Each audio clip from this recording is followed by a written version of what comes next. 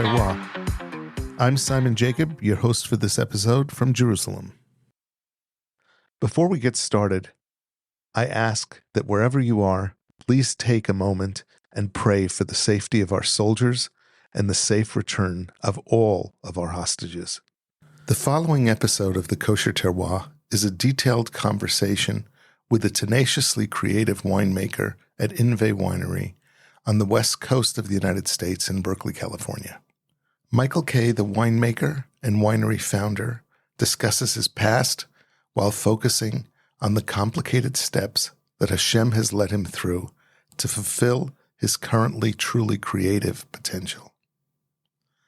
We explore his internships with winemakers both in California and in Israel, and the lessons he's learned from all their diverse backgrounds.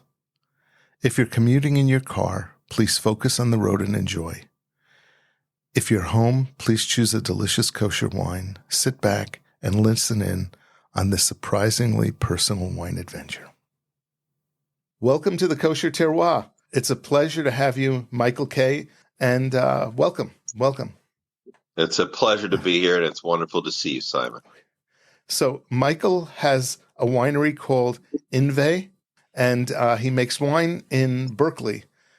So we'll talk a little bit about your history, and then we'll come back to the actual winery and specifically some of the varietals that you're making, and which ones do you feel people should buy, especially for Pesach?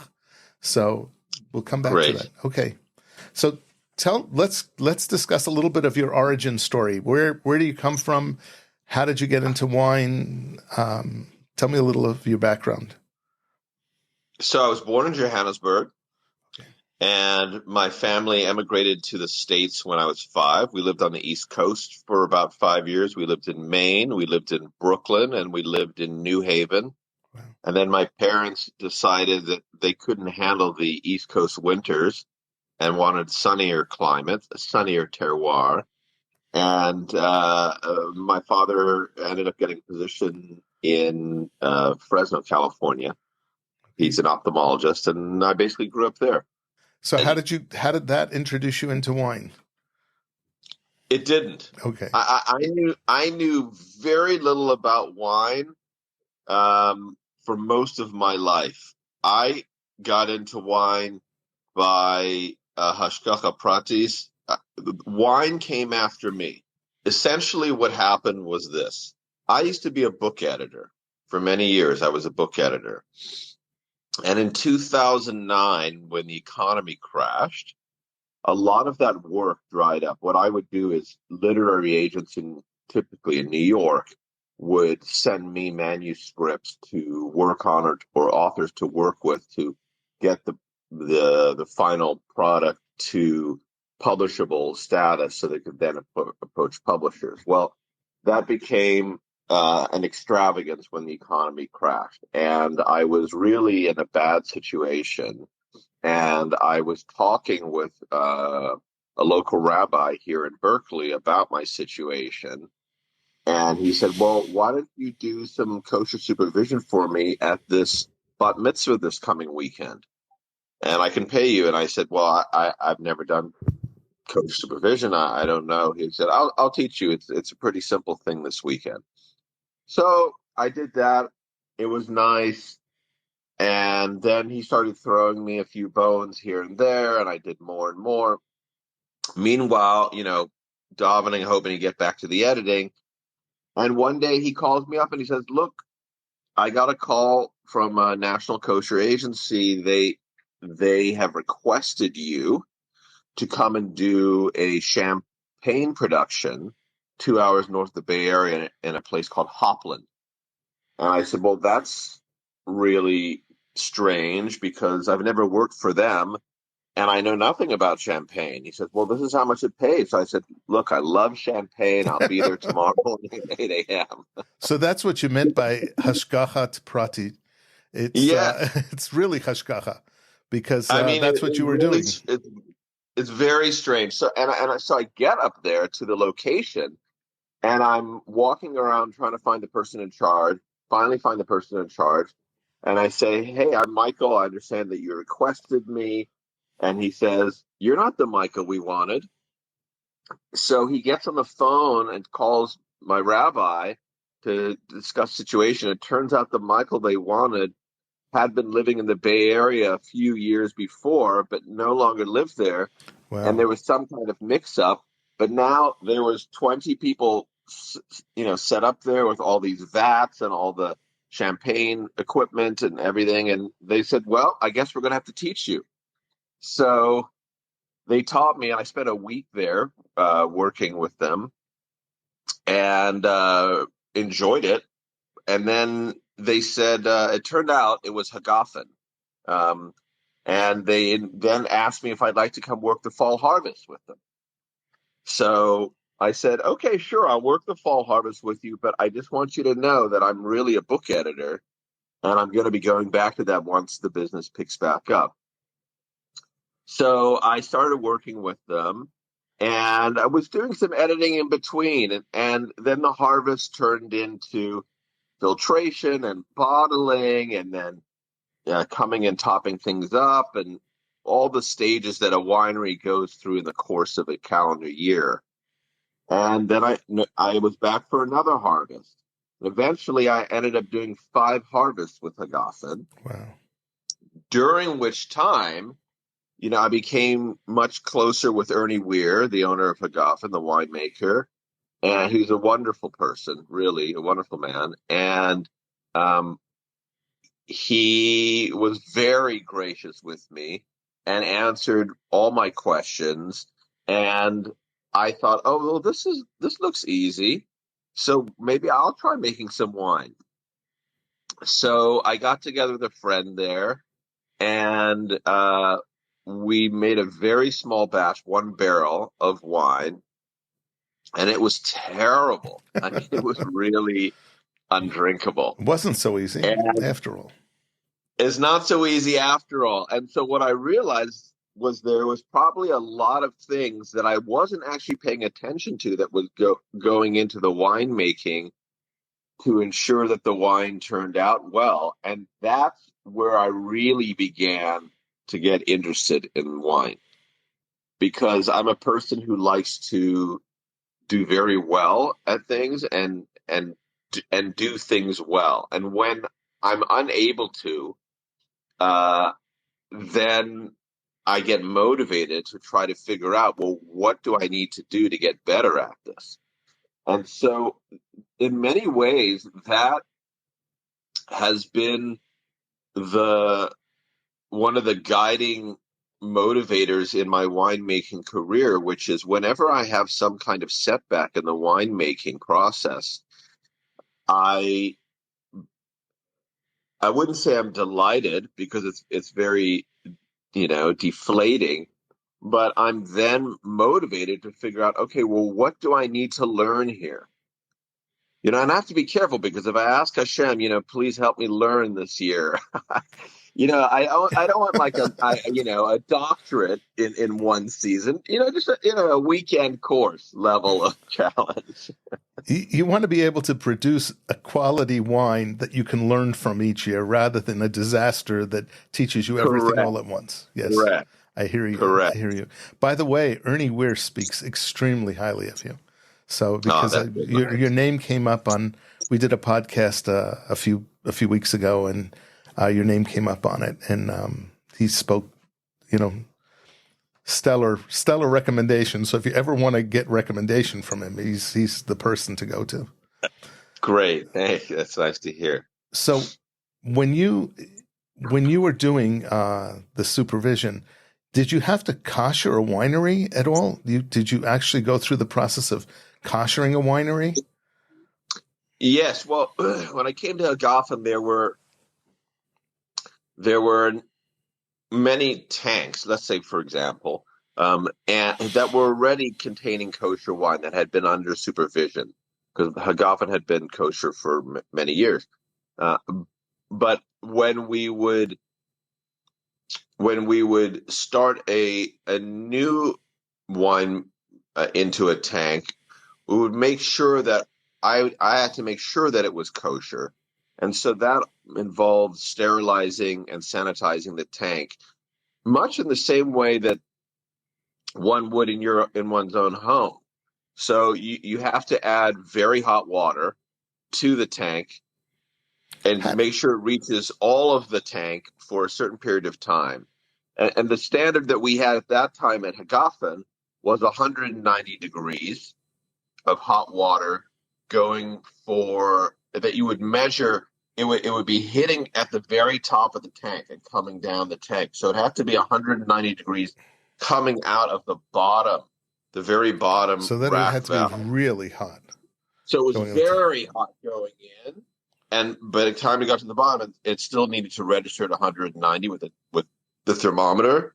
And I think it needed to run, if my memory serves correctly, for 3 minutes coming out of the bottom. How did you make that much hot water? Yeah. How did you make that much hot water? So Hagafen had a hot water heater that they would use for koshering equipment, particularly, for example, like bottling lines, new pieces of equipment that would arrive. And it's also helpful at a winery to have a method of heating water up, because even if you're not koshering a vessel, if you need to clean off residue from, let's say, a previous wine that you've had in there, or if there's, even if you've racked a wine and you want the tank to be clean when you put the wine back in there, it's very helpful to have hot water, because it removes the debris much more efficiently than cold water, just, like in a washing machine. Very cool. Very cool. So you had to wash them down and then also wash lines? Did you have to go through and wash all the lines and the pumps? And yes. So you could run the hot water through all the lines. Usually you would also add something to it that was, like citric acid, or some kind of maybe SO2, something that would render any of the taste that might still be in there out. Was something that it would, one wouldn't typically eat.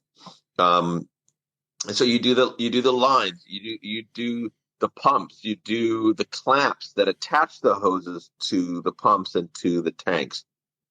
You could do the press. You could do the crusher, destemmer, the hopper that the grapes are dumped into.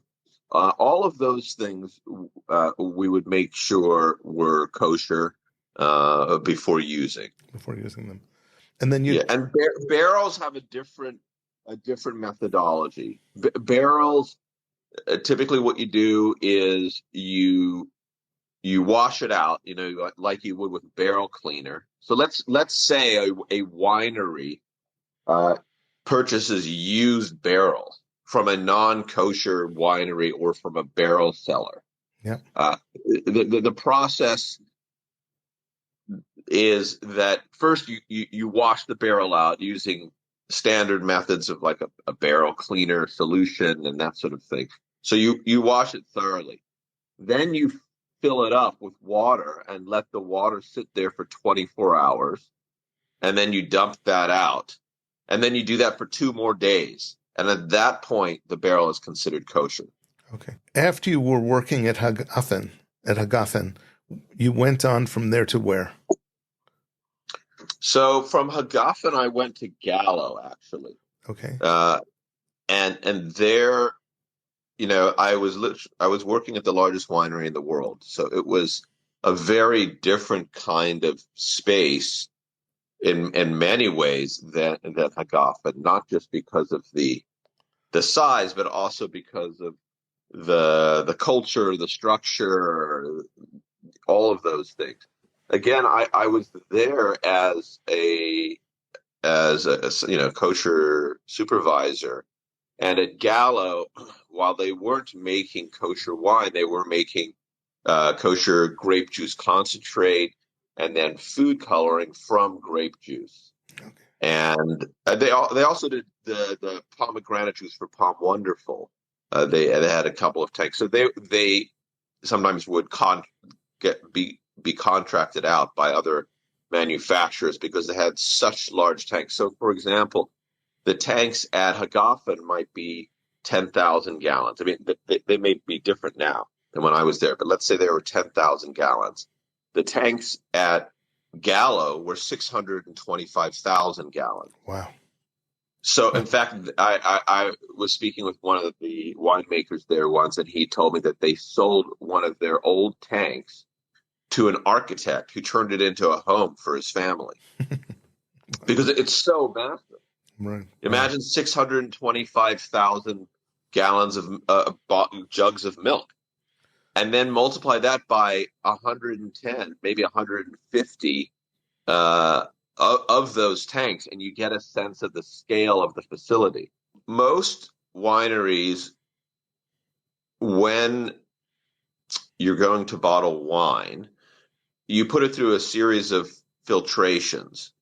Sometimes you put it through something called a plate filter, which is a series of plates that have a membrane on them of some kind, and the wine goes through, and it removes some of the heavy particulates in there. And this is significantly more important with like white wines because you really want whites to be clear in the glass, whereas reds is not as essential. So, a plate filter in a standard winery, it maybe is 4 feet long, right? At Gallo, it's like a cruise ship size. I mean, the plates, each plate is like a wall in your home, and there's like 100 of those plates. And, it looks like something out of Star Wars, like you're approaching one of the, one of the giant cruise fighters. It's really something kind of otherworldly. But so at Gallo, what I was able to luckily get out of the experience was, they had 6 or 7 professional winemakers there because they're working on such big volumes, who had, between them many, many years of experience. And so I often, when I had spare time, would go into the winemaker's office and just schmooze with them about the winemaking process. And they loved it. They loved talking about wine. And so it was like a little bit of a dream. I was like getting, after being at Hagafen, it was like going to a graduate program every day with professional winemakers. And during all this time, I was making wine, not professionally, but I was working on my winemaking skills and making more wine. And I would bring the wine in to the winemakers, and they would give me feedback. We would run tests on it, run it through the lab. And I learned a tremendous amount from these people. It turns out that, most people talk about UC Davis or Cornell in terms of winemaking programs in the United States. But it turns out that Fresno State is considered the 3rd best winemaking program in the country. And they also tend to be dealing with different styles of wine because they're in the Central Valley of California. So these winemakers, had great backgrounds in training. And it also happened that I had gotten into, and I'll tell the story about that, but I was working with Muscat Canelli, and it turned out that the preeminent professor on Muscat Canelli taught at Fresno State. So when I had issues with my Muscat Canelli, I was going online trying to find somebody, maybe the Australian Wine Institute, somebody at Cornell, somebody at Davis, and it turns out it was the guy down the road. So I just drove over and met with him. And he was delighted to have a visitor who was very interested in his research. And he was so helpful in terms of fixing some of the challenges that I was encountering with the winemaking. That was was one of the first wines I tasted that you made, that Muscat Canelli. And it was just amazing. Especially the sweet one for sure. And then you made a dry one, didn't you? Yes. Yes. So that was really so I've enjoyed your wines along this path, that you're Yeah, discussing. well, But I'm glad. Baruch Hashem, that the most of the wines have turned out really well. yeah, they really have. So I cut you off a little bit. You were discussing being able to just go down the street and discuss it with that Yeah, professor whose specialty was that. so Gallo gave me an additional education after Hagafen, but really the education that was most valuable to me was making the wine myself. And so what happened was, I'd made a few batches of wine while I was in Hagafen, personally, and then I got this position at Gallo. And I wasn't actually thinking about continuing to make wine myself because I was away from the Bay Area and I was down in Fresno. And what happened was a family friend who subsequently would eventually become my partner, who is a Chabad Shaliach up in the Bay Area, had a congregant who had bought a vineyard and said, look, we've got some extra grapes. If you want to make some wine for the community, we'd be happy to let you have some grapes. So he knew me and he contacted me and said, look, I know you know how to make wine. I've got access to some Zinfandel. Would you be willing to help me make it? And I thought, I don't know if I really want to do this. It means driving back up to the Bay Area and doing this thing. But he pushed me and I said, okay, we'll make this wine. So we walked the vineyard. I tried the Zinfandel and I tried some other grapes in the vineyard. And then anyway, we ended up getting about 1.5 tons of the Zinfandel. And I spent a year. We spent a year working on it, and it was awful, Simon. It was so bad, and I remember sending pictures of the grapes, very excitedly, like a little kid or a puppy to Ernie and Hagafen, saying, "Ernie, look at my Zinfandel," because it was more than I'd ever made. And the first thing he said is he just wrote back a text. It just said unripe. It was so defeating, but I was like, no, he doesn't know what he's talking about. These are good grapes, etc. Anyway, so not only were they unripe, but our whole process of making the wine was really not at the professional level yet. And so all these issues happened with the barrels, with the tank, with not checking the levels of the chemicals properly, etc. And I ended up having to dump the wine in the streets of Oakland. I poured it out of the barrels. As little kids were walking home from school, I remember they were jumping over the wine like it was a river. It was more like a river of shame. But anyway, so my partner said to me, "Look, we should try again." And I said, "Okay, if we try again, we're going to make it from the Malvasia grapes that I tasted in the vineyard, because those ones I really felt had some potential." So we made this Malvasia, and I had heard from somebody that if you entered your wine into the California State Fair, the judges give you feedback on what's working and what's not working. And so I thought, okay, this is a great opportunity for us to learn, to see how the wine's doing. And so we submitted it,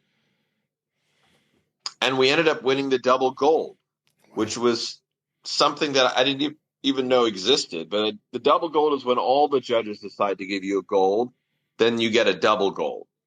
And so the feedback was tremendous, and it was far surpassed my expectations for what would happen. And we then made it again and won it again. And then what happened was that the vineyard owner, I think, suddenly realized they had something very good on their hands, and they decided they wanted to keep their Malvasia and make it themselves. So you have to be careful when you don't own your own vineyard. You never know what's going to happen. And I know that winemakers all over the place deal with things like this, but it was very upsetting. So then what happened is we decided to try to find something that was like Malvasia. And we did the Muscat Canelli. And this time, instead of just doing it sweet, we did sweet and dry. Yeah. It's I Yes. remember it. I remember it being excellent. Yes. Well, thank you, Simon. So we made that, and it was wonderful. And again, the Muscat Canelli won the double gold. So we were beginning to get confident at making the wine. But then there were additional issues that happened. While the wine tasted great, it turns out that Muscat Canelli is a grape that has a particularly high concentration of protein in it. Now, one doesn't typically think about getting their protein from grapes, and I wouldn't recommend that. But at the biochemical level, at the molecular level, different grapes have different amounts of protein in their flesh and the skin. And the reason that protein becomes important in winemaking is that when a wine is high in protein, it makes it more vulnerable to developing protein haze from heat. Okay. So if you are storing your wine just in your living rooms, for example, at room temperature, and you haven't dealt with the protein issues, you'll start to get a haze inside the bottle. And this is an example of, and I could give you many more, but of another step in my wine making learning process, which is I didn't know that grapes had protein in them. I didn't know they could get haze if you had that at room temperature. And then I didn't know, well, how do you deal with that? And it turns out that professor that I mentioned at Fresno State had written a whole series of papers on dealing with protein haze in Muscat Canelli wine.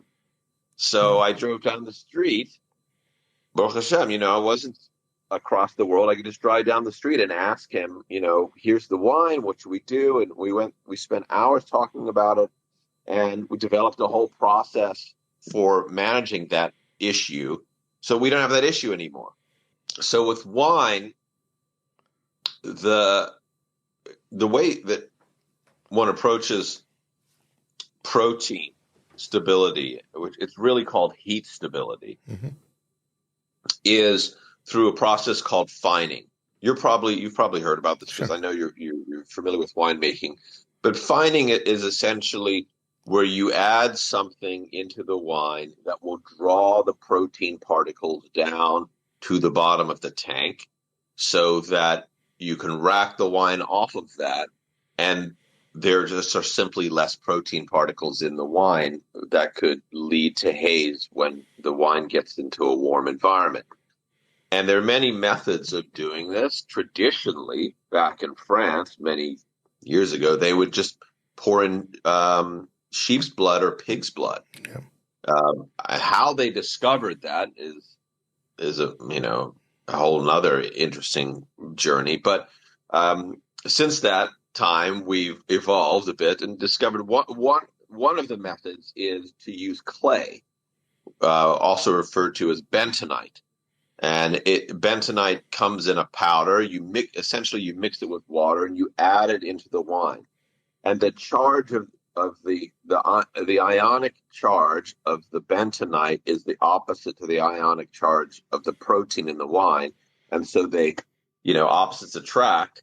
And so they come together and then they precipitate down to the bottom of the wine. And when you've done that, you can then rack the wine off of the sediment at the bottom, and then you can test it. I mean, essentially, you're putting the wine into an oven. It's a little more sophisticated than that, but what happens if you heat up the wine? Does it get hazy or not, essentially? And so there's a whole scale of turbidity that they use to determine when a wine is at a commercially established level of turbidity that will keep it clear. And so once you do that, you have eliminated the issue. But the thing but it's a little bit more challenging when you have a wine that has a high protein concentration, like a Muscat Canelli versus like a Sauvignon Blanc, which has much less protein in it, because you don't want to over bentonite the wine because the bentonite may also remove other beneficial things. Other beneficial attributes, aromatics, taste, etc., that might be removed as well.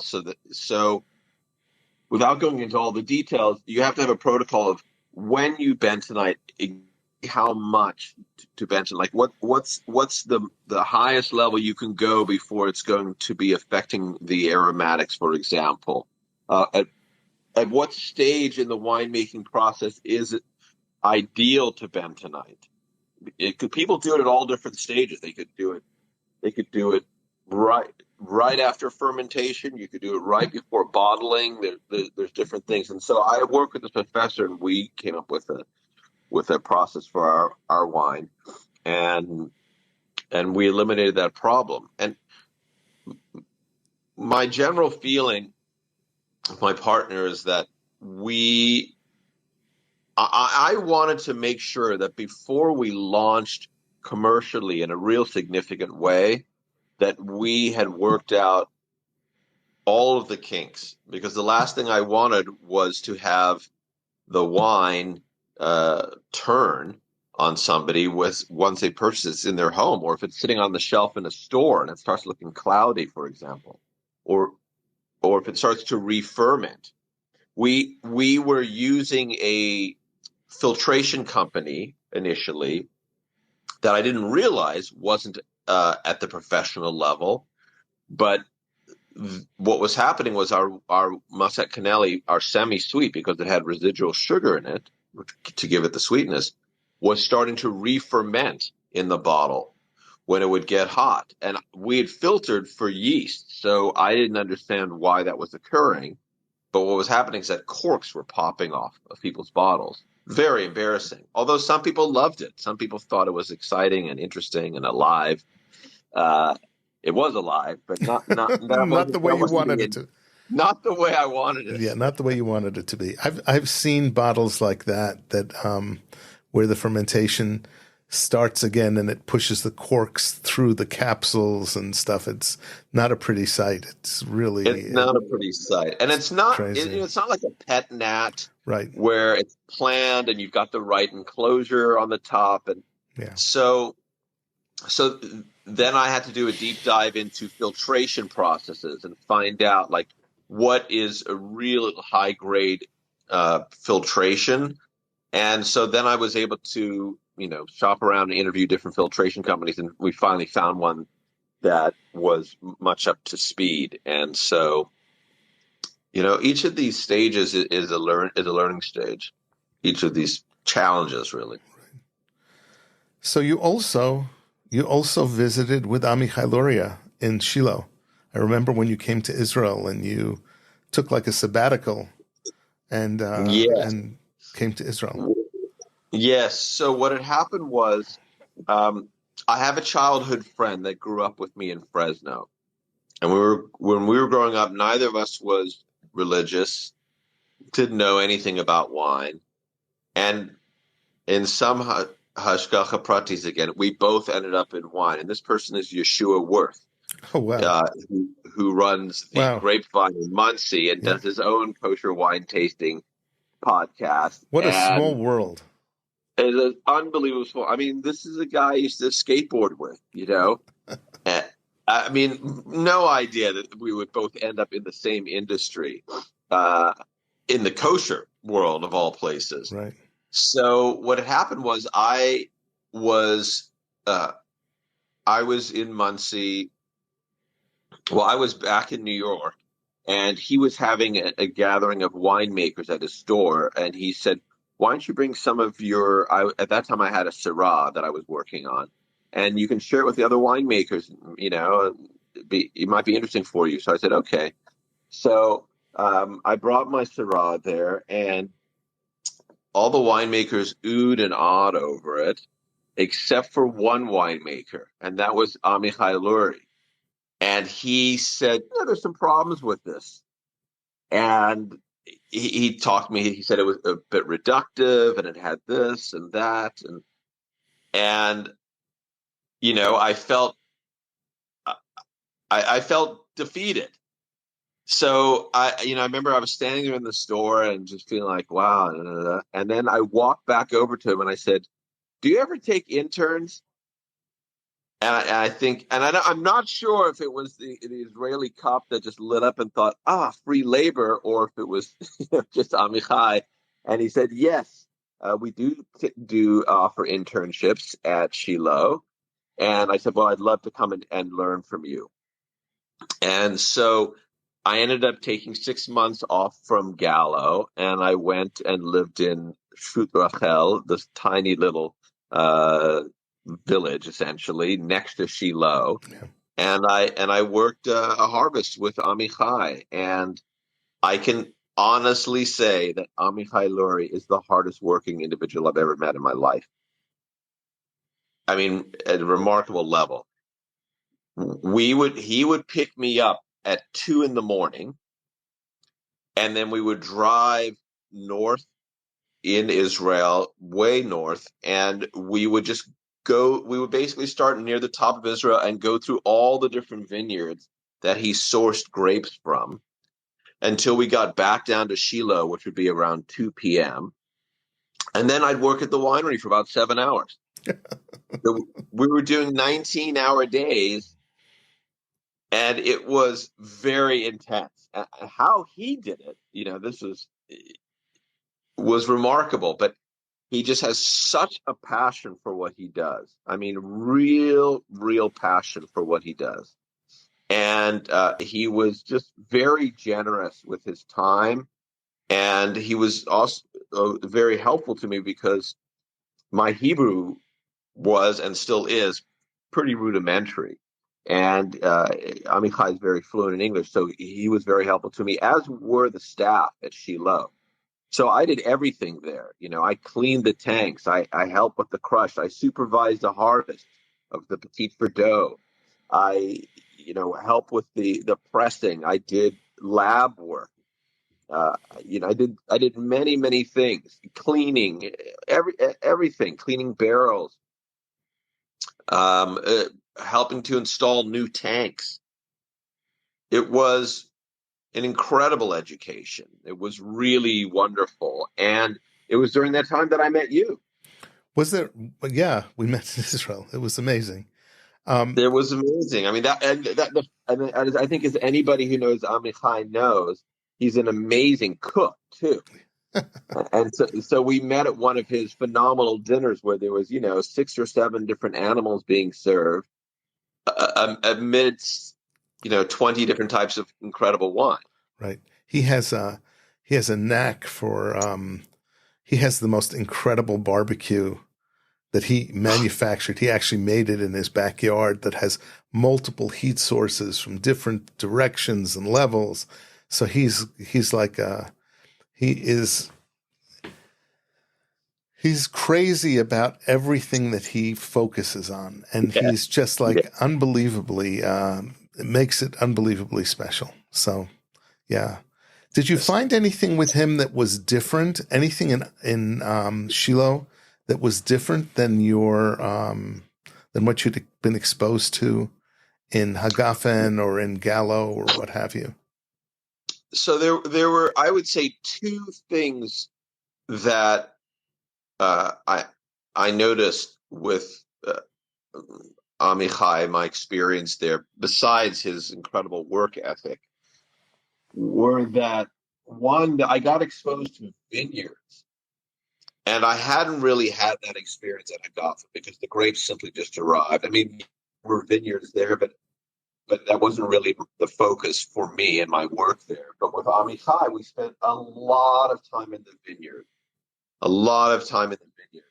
And he taught me how to check for ripeness, how to check for spoiling, how to look at canopy cover and leaf cover, and the how the watering affects things, and the sunlight, and dealing with different vineyard owners.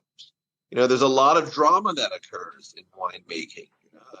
Somebody's vineyard, when I arrived there, they had this huge issue with the Chardonnay. So as you may be aware, in Israel, there's a lot of wild pigs. I mean, it's a safe haven for pigs because Jews and Muslims don't eat them. So they're really, they're really in heaven there. And they had gone into one of the vineyards that she sources from and eaten all of the Chardonnay.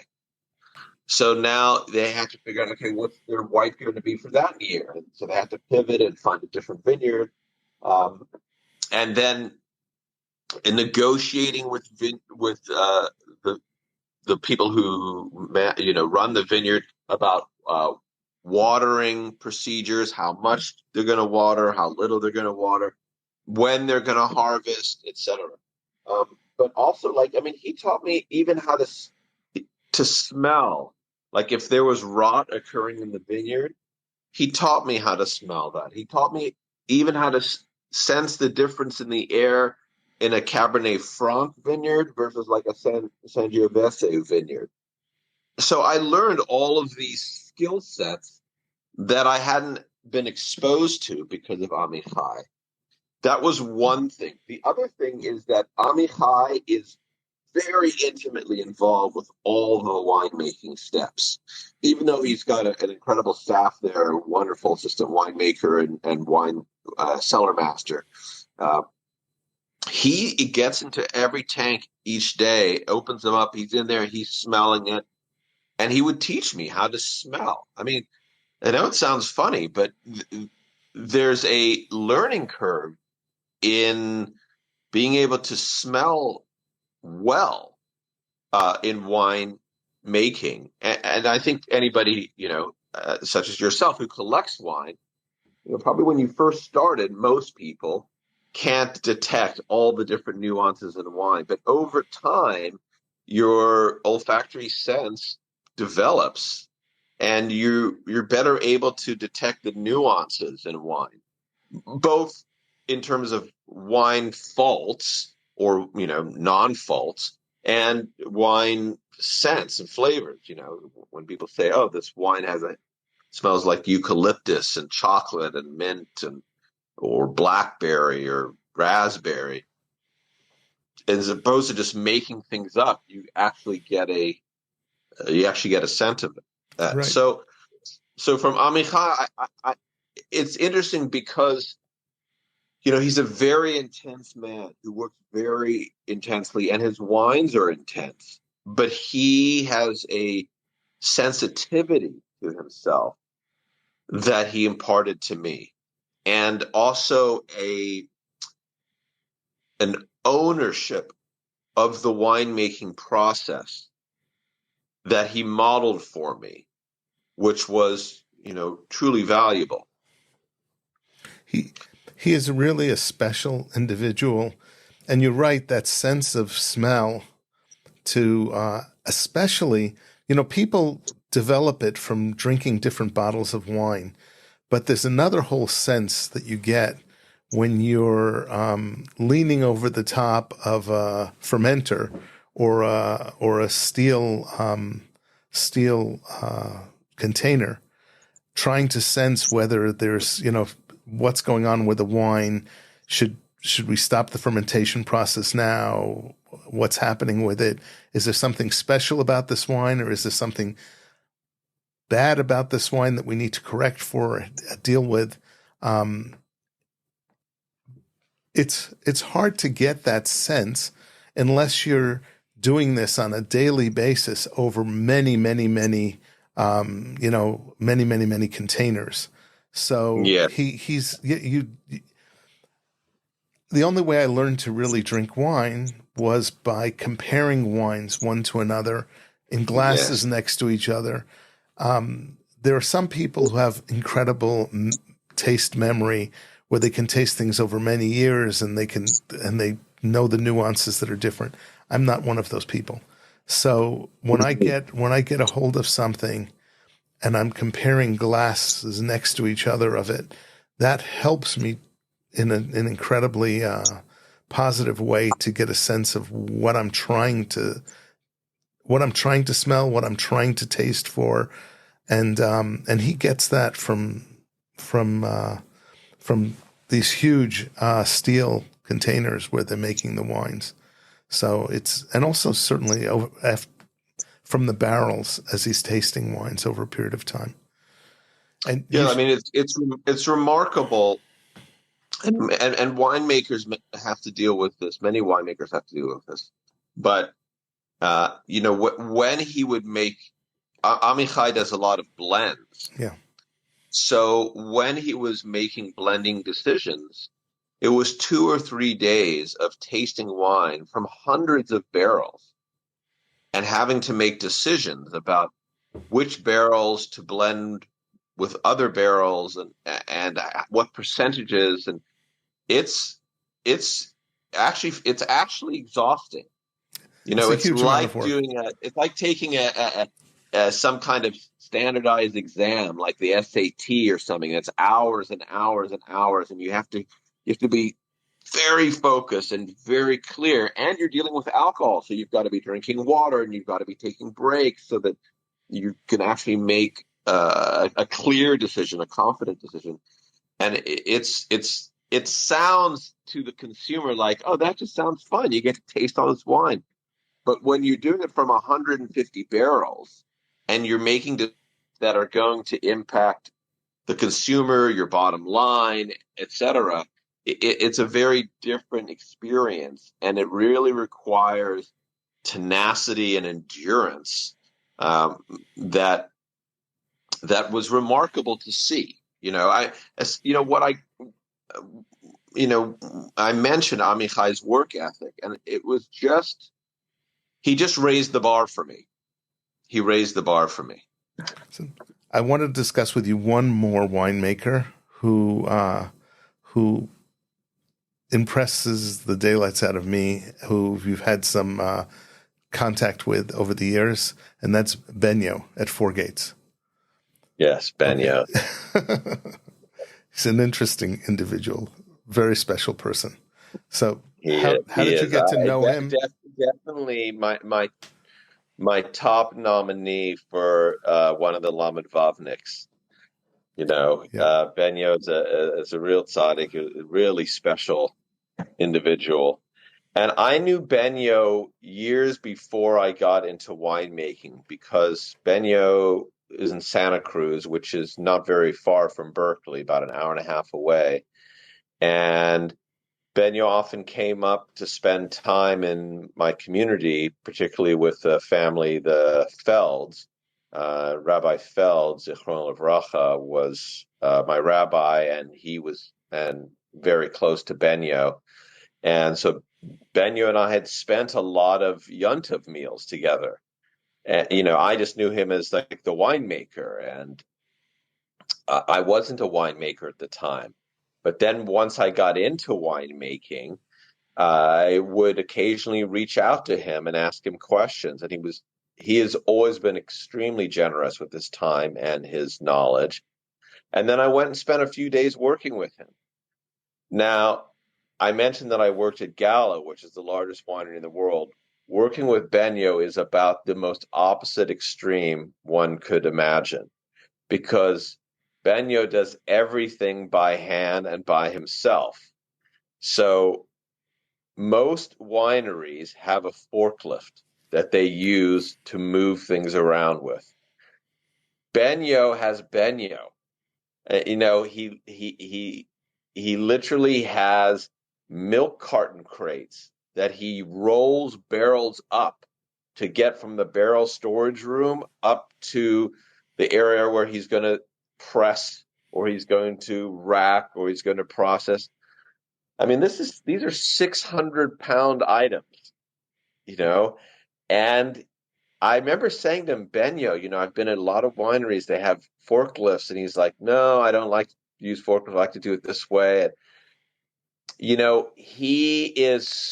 it's like with Benyo, the wine and the terroir and the grapes and the barrels, everything is an extension of him.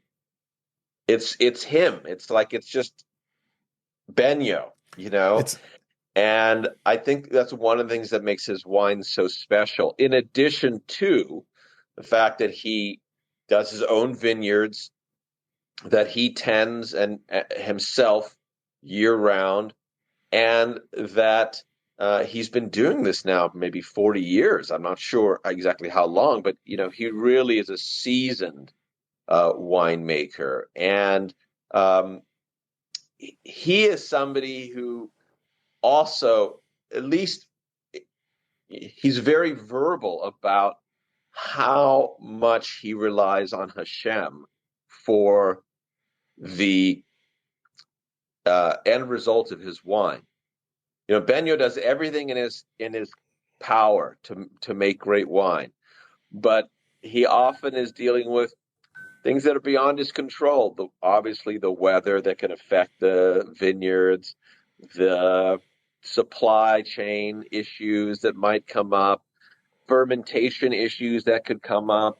And so oftentimes when I would ask Benyo for advice, you ask Ernie Ware, you ask Amichai, you ask the winemakers at Gallo something. They've got a very straightforward answer for you. Either they don't know the answer, or this is how you deal with this. A, B, C, D. Benyo is much more philosophical. He's like, well, it could be this, it could be that. I don't know sometimes. I'm not quite sure why the wine ended up that way, but it was great. And I thank God, So, uh, either he's being, coy, or No. he's being very genuine, which is what I suspect. And that there's something just very personal about his winemaking style, and it's very relational. He's in a deep relationship with Hashem through the process of making wine, and I think that shows in the end product.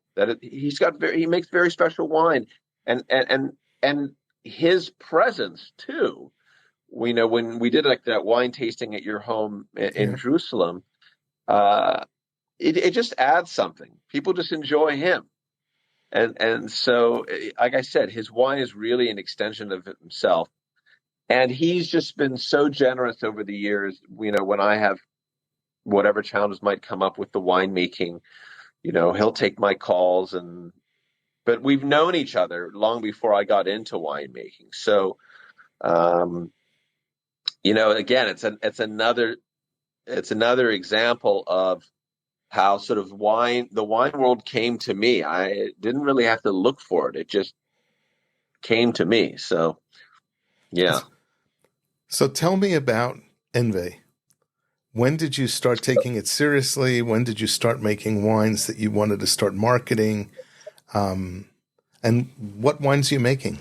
So tell me, let's talk about the history of it first and then get down to the actual Sure, varietals. sure. So as I mentioned, uh, a family friend who is a Chabad Shaliach was the first person. Well, a family friend who's a Chabad Shaliach needed some help making wine because he had access to grapes. So we sort of came together like, Reese's peanut butter cups. He had the grapes, I had the knowledge. We came together, and we were really just doing it as a hobby. We would release maybe 50 cases or something small like that. And we'd split that between the two of us. So 25 cases, he had 25 cases. Um, and once we started winning these awards, we won double golds 3 years in a row. We won golds, we won silver, we won awards from Winemaker magazine. We started getting people in the kosher wine world who had tried the wine, like yourself and others, who were really excited about it. I began thinking like maybe this could be a commercial venture, uh, but I wanted to make sure before that level of commitment, before like leaving my job and all that sort of thing, that whatever kinks could be worked out with the wine had been worked out. I wanted to make sure that I was going to launch professionally and not sort of learn while things were in the stores, so to speak. So it took a number of vintages for me to go through that process and to discover all the possible things at all the possible stages, even after bottling, that could go wrong with the wine, and how to make sure none of those things went wrong. So, it's like the reason somebody wants a very well trained surgeon. It's not necessarily because they will do a better surgery than somebody who comes from a less fancy school. It's because you want that person to be the very best in case something goes wrong. Yeah. And so that's the approach that I took with the winemaking. And eventually in 2017, I said to my now partner, I said, I think we should get commercially licensed. So we went through the long process of that, which is, of course, a whole different skill set beyond winemaking, compliance and all these things that you have to go through, all these different government agencies, et cetera, getting the winery license. We finally got licensed by 2020, and then COVID hit. So we didn't know at that time, people might remember, you didn't know, could you be next to somebody? Could you get it from a surface? Nobody knew. Yeah. And then once COVID finished, we had these wildfires in California that went on for months. I mean, at one point, the sky in the Bay Area was simply just red. And so a lot of vineyards the crops were ruined that year because of smoke taint. And so then finally we were able to harvest after all of that has occurred. We were finally able to harvest in 21. And then the Ukraine war started. The problem with the Ukraine war, which I had no idea about, is that the Ukraine is one of the largest manufacturers of glass wine bottles in the world. So now there was suddenly a shortage of wine bottles in the United States because everybody was, clamoring to get their bottles, and there was just less supply. So we had to actually wait an additional 6 months to be able to bottle our wine than we had normally planned to do, which was okay because it's all in tanks and it's fine.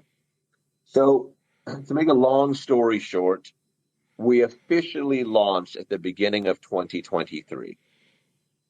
And the name Invei comes from a phrase in Tanakh, Invei Hagafen, which means grapes of the vine. So Invei means grapes of, essentially. And so the different types of wines we make, it's like grapes of Muscat Canale, grapes of Petit Syrah, grapes of Gewürztraminer, whatever it is. So we started that, and the original idea was that we were just going to do purely direct to consumer, meaning that we would sell simply through our website and do events, wine tastings in people's homes, essentially, or in synagogues or different places to get people exposed to the wine. In other words, we would bring the winery to you. And while we still do that, what happened at the beginning of this year is we pivoted and decided, okay, we want greater exposure and we want to be able to move the product in larger numbers. So we're going to try to get into stores and restaurants. And that process it's a process. You have to introduce yourself. You have to set up tastings with the store owners or the chefs. And then they have to make a decision. Will they add you to their menu, et cetera? And so now I'm happy to report that we're in a couple of stores. We're probably in 5 stores now. That we've started since the beginning of the year, and we're in a restaurant, a high-end restaurant in the Bay Area, and we're expanding in that direction. I still do wine tasting. I'm actually flying to Pittsburgh this week to do a wine tasting out there, and I just did a wine tasting in Berkeley last Sunday. But we want to make the wines more available and have a broader market. So we're now exploring doing that. How about Mr. Worth? Mr. Worth, yes. So Mr. Worth has a stash of our wines that he Yep. stores in the basement of his 18th century home. Mm-hmm.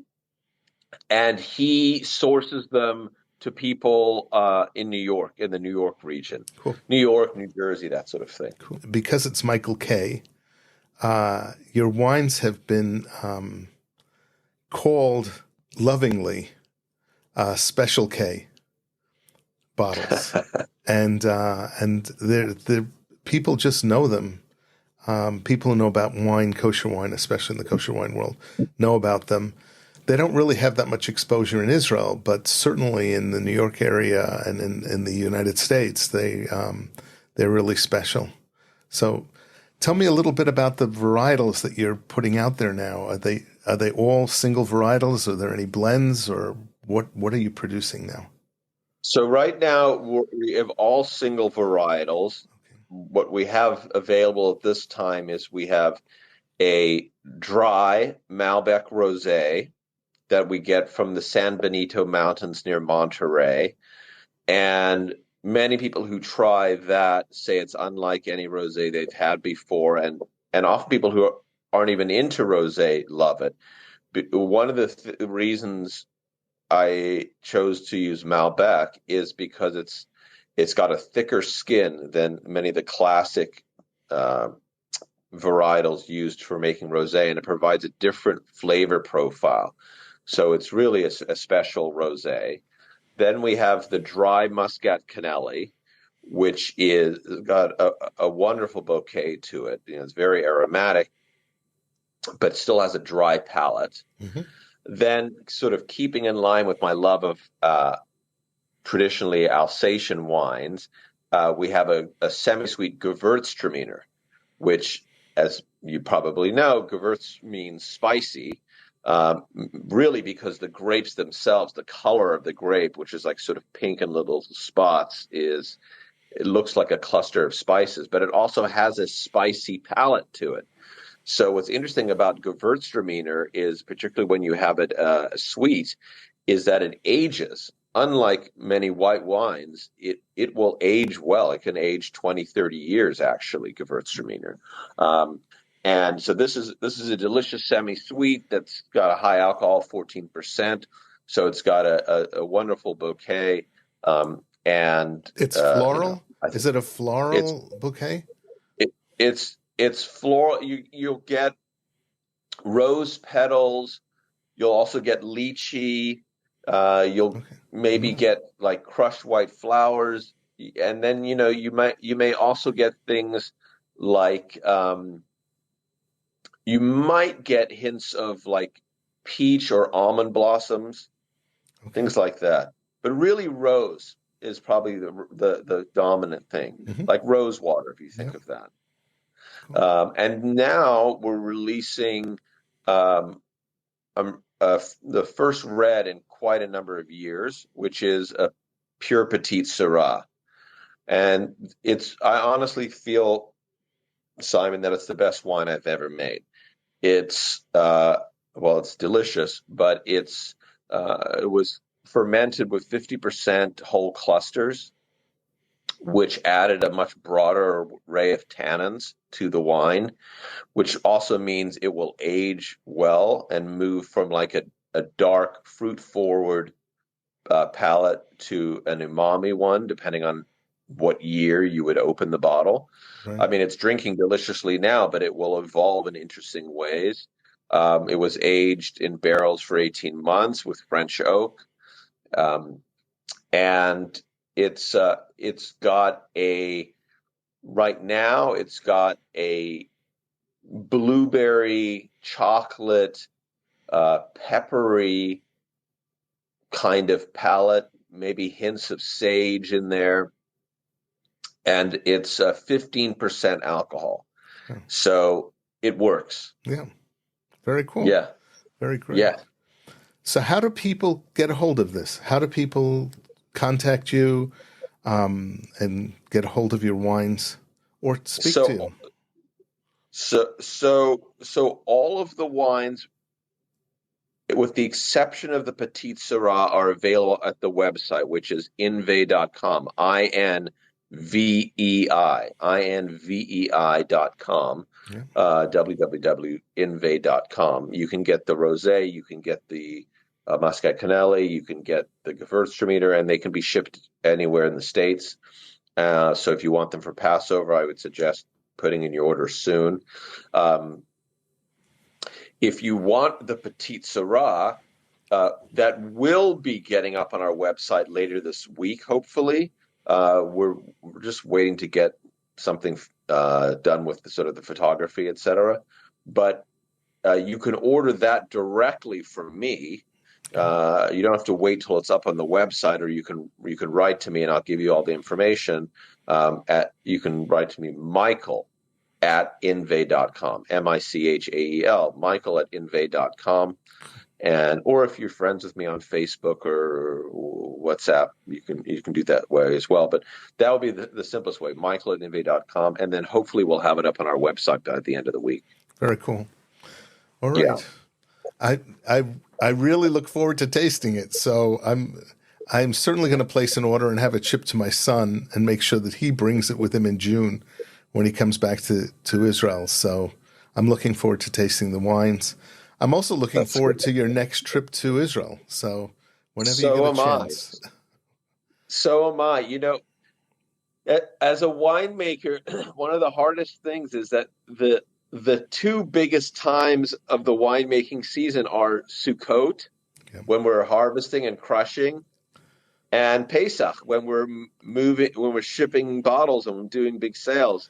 Yeah. And those are the times I would most like to be in Israel. So I don't believe I'm going to be there for Pesach, but I'm hoping to come in the next couple of months because I miss you. I miss some of my family over there, and I miss Israel, and I'd love to be there. You know, all of our hearts here in Berkeley are with Israel, and you know, we're doing our small, important work here to fight against anti-Semitism and anti-Israel stuff because of what's going on. We've got a heavy dose of it here in the Bay, but there's interesting to see the allies that come out of the woodwork, you know, who love the Jewish people and want things to be good in the world. And so, you know, it's a time of sifting the wheat from the chaff and really, hopefully, leading towards a greater harmony in the world, I hope. Please God. Michael, thank you. I know people can also contact you if they want to do a wine tasting. If there's a sizable number of people, or if you can get a number of wine tastings together, you're willing to travel to do that. And I just look forward to being here. So blessings and prayers from Jerusalem. And again, thank you for being on the Kosher Terroir. Thank you.